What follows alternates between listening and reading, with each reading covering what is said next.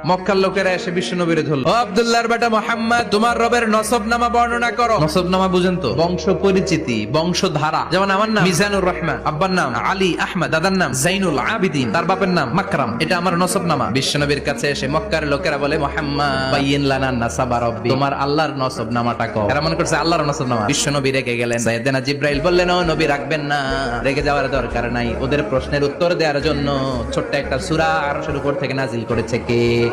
ও নবী, ওদের মুখের উপরে আপনি শক্ত ভাষায় বলে দেন, আল্লাহর কোনো নসবনামা নাই, আল্লাহর বাবা দাদা কিচ্ছু নাই। আপনি পড়েন, কুল হুয়াল্লাহু আহাদ আল্লাহুস সামাদ লাম ইয়ালিদ ওয়া লাম ইউলাদ ওয়া লাম ইয়াকুল লাহু কুফুয়ান আহাদ। পড়েন সুবহানাল্লাহ।